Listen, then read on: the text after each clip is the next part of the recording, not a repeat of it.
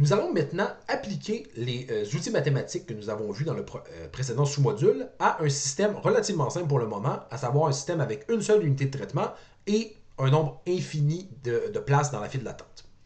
Alors, comment est-ce qu'on va modéliser ça? C'est avec ce qu'on appelle une machine à état. Une machine à état, c'est assez simple. On a des états et on a une certaine probabilité de transitionner vers d'autres états. Par exemple, dans ce cas-ci, notre système commence à l'état 0, on n'a aucune tâche en traitement ou en attente, et on a une probabilité lambda de recevoir une requête et de devoir la traiter. Parce que là, on a une tâche en attente ou en traitement dans ce cas-ci. Une fois cet état-là, on peut soit recevoir une nouvelle tâche, et donc passer à l'état 2, où est-ce que là, on a maintenant une tâche en traitement et une tâche en attente, donc deux tâches au total, ou au contraire, terminer de la traiter et revenir à l'état 0, où est-ce qu'on n'a plus rien à faire. Cette chaîne-là, finalement, est infinie. Donc, on peut avoir autant de tâches qu'on veut. On le dit, on a une file de longueur infinie, donc ça ne s'arrête pas.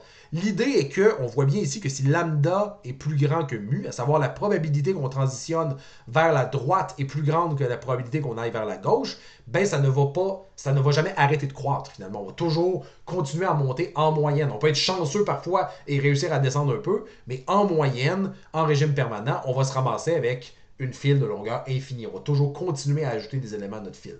C'est la raison pour laquelle, évidemment, un système où lambda, le taux d'arrivée est plus grand que le taux de service, ben, il va être instable. On ne va pas réussir à traiter les requêtes dans les temps. A l'inverse, si mu est plus grand que lambda, on va transitionner majoritairement vers la gauche et on va avoir tendance à rester finalement dans cet état-là où est-ce qu'on n'a plus rien à faire. Dépendant de la différence entre les deux, on va soit être très longtemps là ou moins longtemps, mais au moins en moyenne, on va avoir tendance à revenir vers la gauche pour transitionner vers des états où est-ce qu'il n'y a plus de tâches ou de requêtes en attente. Et donc, qu'est-ce que ça veut dire, en fait, ne pas avoir de tâches de requête en attente? Ben, c'est la probabilité que le système soit vide, qui est, on l'a vu, pi 0, dans ce cas-ci, la probabilité qu'il n'y ait aucune tâche en attente. On va faire beaucoup de maths. J'essaie de ne pas vous surcharger avec des définitions mathématiques ou la façon d'obtenir différents résultats. Si vous êtes intéressé, à la fin de la présentation, je mets une référence vers le livre qui nous a permis de faire cette présentation-là, où est-ce qu'il y a tous ces détails-là et toutes ces démarches mathématiques-là. Dans ce cas-ci, le cours est vraiment un cours d'ingénierie, c'est un cours de système embarqué. On est moins intéressé aux outils mathématiques qu'à leur application. Donc, vous n'avez pas à expliquer comment est-ce qu'on peut obtenir, par exemple, dans ce cas-ci, pi 0 à partir de cette modélisation-là. Vous devez simplement être capable de l'utiliser. Et donc, en particulier, dans ce cas-ci, en fait, il y a une façon plus simple de le faire ici, parce que c'est une série. Dans l'idéal, lorsqu'on veut le calculer, on aimerait ça ne pas avoir à calculer jusqu'à l'infini. Donc, si lambda divisé par mu est plus petit que 1, ce qu'on le dit est important pour que ça marche une modélisation, on obtient un pi 0 qui est égal à cette valeur-là. Et c'est pas très étonnant, on l'avait déjà vu dans le sous-module précédent, où est-ce que c'est lié finalement à ρ, ici dans ce cas-ci, qui est l'utilisation qui est finalement l'intensité de ce qu'on reçoit. Donc, plus ces deux valeurs-là sont proches, moins on va passer de temps dans un état où est-ce qu'on ne fait rien. Plus mu est significativement plus grand que lambda, ben c'est assez logique qu'on passe beaucoup de temps à ne rien faire. Si on traite vraiment plus vite qu'on ne reçoit, c'est logique que la plupart du temps, on ne fasse rien. Donc, encore une fois, ça c'est pour vous dire, si vous voulez voir d'où est-ce que ces équations-là proviennent, ça provient de là, donc c'est une série géométrique qui converge à cette valeur-là. Mais vous n'avez pas besoin de comprendre la démarche mathématique derrière, simplement être capable d'appliquer ça dans le cas ici de système MM1. Voilà, et donc sachant que ρ, l'intensité du trafic, est lambda sur mu, et qu'on a défini que ρ doit être entre 0 et 1, alors forcément, cette série-là converge. Ça veut donc dire que la probabilité d'un système vide est de 1 moins ρ. Je répète là-dessus, mais c'est vraiment une erreur classique que font les étudiants. Si pour une raison ou une autre, vous ne calculez pas votre ρ, vous faites simplement le mettre dans l'équation, et que vous avez un ρ plus grand que 1, bien vous allez avoir une probabilité négative d'avoir un système vide, et là, plein de choses vont se mettre à être bizarres dans vos résultats. Donc faites vraiment attention, cette équation-là et celle-là aussi ne sont valables que sous ces conditions-là. Maintenant, quelle est la probabilité d'avoir n tâches en état de traitement? Quelle est la probabilité qu'on ait deux tâches, autrement dit, soit en cours d'exécution, soit dans la file d'attente? Ben, c'est donné ici par cette équation-là, à partir, encore une fois, c'est entièrement lié à l'intensité, donc à lambda sur mu, c'est entièrement lié à l'intensité du trafic qu'on reçoit. Et si vous mettez, en fait, n égale 0, ben vous obtenez ce qu'on a obtenu plus tôt. Voilà, donc encore une fois, le débit du système, ben lui, en régime permanent, on obtient un débit du système qui est dépendant de ce qu'on reçoit, sauf si on reçoit plus vite des requêtes qu'on peut les traiter. Dans ce cas-là, ben, on peut seulement sortir au maximum mu et le système va être instable, au sens où, comme on l'a dit, on va s'en aller vers la droite de cette machine-là, où est-ce qu'on va sans arrêt ajouter de nouvelles tâches à faire. Et au final, ben, c'est pas quelque chose qu'on veut en pratique. Là. On a beau dire qu'on a une file d'attente infinie, on veut traiter nos requêtes dans un temps fini, ce qui n'arrivera pas avec ça. Quelle est la longueur moyenne de cette file-là? Ici, j'ai mis les équations elles-mêmes. Personnellement, je pense que ça peut être intéressant si vous êtes intéressé à les dériver vous-même, de comprendre comment est-ce qu'on en arrive à ça. En pratique, ce qui nous intéresse vraiment, c'est le résultat pour la modélisation, pour l'ingénierie. Je ne suis pas en train de minimiser l'importance des mathématiques ou de quoi que ce soit, mais le fait est que ce qui nous intéresse principalement dans le cas des systèmes embarqués, c'est ça ici. La longueur moyenne de fil est encore dépendante de l'intensité de cette façon-là, ρ sur 1 moins ρ. Et on a, donc, sachant qu'on a la longueur moyenne de fil qu'on a pu calculer comme ça, ben, en fonction de la loi de Little qu'on a vue dans le précédent sous-module, on peut donc obtenir le temps système moyen, qui va donc être ceci. Donc, 1 sur mu, le temps que ça nous prend pour traiter la requête, sur 1 moins ρ. À quoi ça va ressembler comme ça ici? C'est plus ρ est proche de 1, plus ça devient asymptotique. Donc, le temps système, à savoir le temps total, on rappelle encore une fois, le temps système, ce n'est pas le temps que ça nous prend pour exécuter la tâche elle-même, c'est le temps total que cette requête-là passe dans notre système, le temps d'exécution et le temps d'attente additionné. Donc, le temps système moyen, plus notre ρ s'approche de 1, plus on va obtenir une asymptote où est-ce qu'on a un grand temps système, alors que, je pense qu'on l'a même écrit ici, si on a un ρ de 0, à savoir nos requêtes arrivent beaucoup plus lentement que ce qu'on peut traiter, ben dans ce cas-là, on va simplement avoir 1 sur mu, c'est-à-dire on est capable de traiter, par exemple, 10 requêtes par seconde, ben le temps système va être de 1/10 de seconde, tout simplement parce qu'il n'y a jamais de temps d'attente. Plus ρ augmente, plus on a de chances d'avoir d'attente jusqu'à ce qu'on soit à 1, qui est vraiment l'asymptote, où est-ce que là, on va théoriquement attendre un temps infini pour avoir ça, parce que notre système est utilisé au maximum et ne peut pas traiter plus vite. Et là, plus grand que 1, ben, je ne sais pas trop comment vous voyez cette exponentielle-là, mais en tout cas, le fait est que vous ne pouvez pas avoir de ρ plus grand que 1, encore une fois. Le temps d'attente moyen, donc encore une fois ici en dérivant certaines équations, en reprenant le fait que le temps système est le temps d'attente plus le temps de traitement, de service d'un événement. Donc en régime permanent, qu'est-ce qu'on va obtenir? On va obtenir, blablabla, etc. Le temps d'attente qui va être ceci.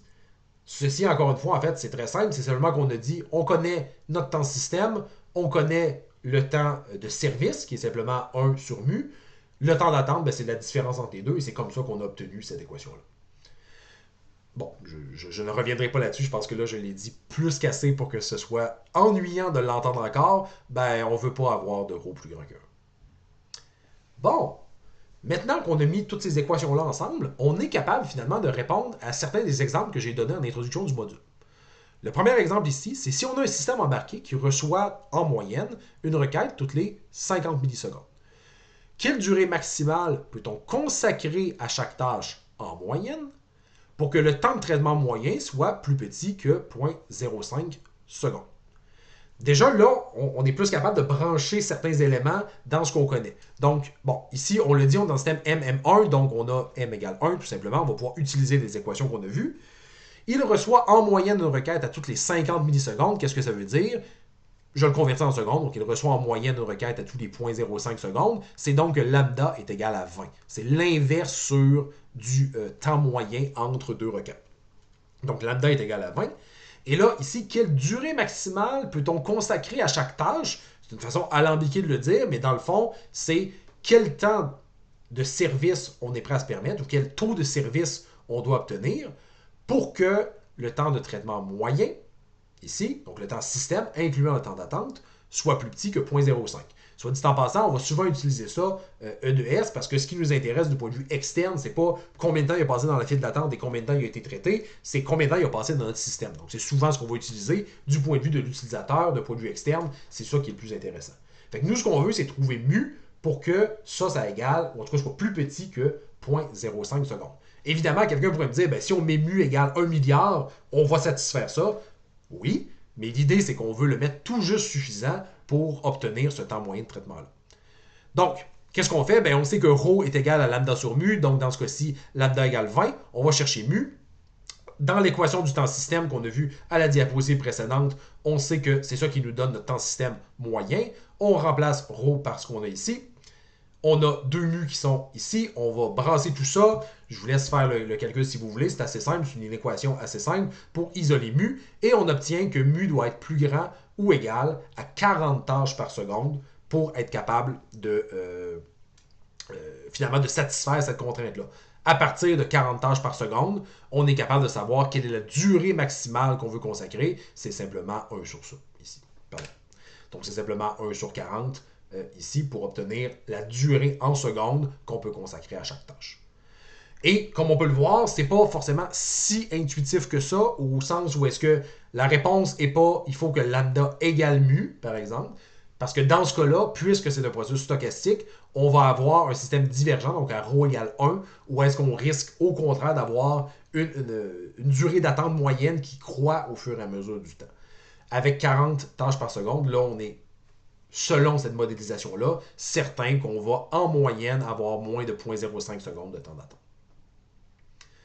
Un autre cas ici qu'on avait vu au début du module, donc un système qui requiert 80 millisecondes pour exécuter une requête. Ici, on comprend tout de suite que c'est lié à mu. Combien de requêtes par seconde peut-il traiter tout en conservant un temps d'attente moyen plus petit que 400 millisecondes? Dans ce cas-ci, pour changer un peu les équations, on a dit on veut que ce soit le temps d'attente qui soit considéré. Parfois, on peut vouloir quand même faire ça parce qu'on peut dire l'exécution, c'est le système qui agit. Par exemple, si on a un robot, ben, la réponse du robot ne m'intéresse pas. La réponse, c'est lorsqu'il exécute quelque chose, il fait une action. Donc, ce qui m'intéresse le plus dans ce cas-ci, la latence, c'est vraiment le temps où est-ce qu'une requête passe dans une file d'attente. Donc, dans ce cas-ci, on veut vraiment calculer le temps d'attente. Ici, ça va être donc E de W, l'espérance de W, et non pas l'espérance de S dans ce cas-ci. Mais bref, ici, c'est un autre exemple où est-ce qu'on a déjà un système qui serait déjà dimensionné. On sait qu'il est capable d'exécuter une requête en 80 millisecondes en moyenne. Combien, si on change par exemple de senseur ou de choses comme ça, combien de requêtes on peut traiter si on veut garder ce temps d'attente moyen-là plus petit que 400 millisecondes. Encore une fois, on a m égale 1, mu est égal à l'inverse de 0,08. Souvent, je préfère mettre le temps en secondes, mais vous pourriez vous mettre en millisecondes. C'est juste que là, il faudrait considérer que vous calculez le nombre de requêtes par milliseconde et non pas le nombre de requêtes par seconde. Tant que vous gardez des unités cohérentes, ça va aussi. Dans ce cas-ci, je les ai converties en secondes. Je trouve souvent ça plus simple. Parce que ça me permet de me dire, parfait, ça a du sens que le système traite 12,5 requêtes par seconde. Et maintenant, on veut trouver lambda pour que l'espérance de W soit plus petite que 0,4. On rebranche encore une fois lambda dans l'équation d'intensité avec ρ. Donc, dans ce cas-ci, on connaît mu, on ne connaît pas lambda. Et on utilise ça, on va obtenir cette équation-là, on brasse un peu tous ces chiffres-là. On obtient donc combien de requêtes par seconde on peut obtenir? Ben dans ce cas-ci, c'est directement lambda. Lambda doit être plus petit à 10,41. Dans ce cas-ci, on pourrait arrondir à 10. Doit être au plus de 10 requêtes par seconde pour qu'on conserve un temps d'attente moyen de 400 millisecondes. Donc, une petite synthèse qui va peut-être vous être utile si vous voulez, par exemple, préparer pour des exercices ou pour l'examen. Donc, voici quelques définitions importantes. Ici, donc la probabilité qu'il n'y ait aucune tâche, on s'appelle que pi de n, c'est la probabilité d'avoir n tâches dans le système. Donc ça, c'est la formulation générale.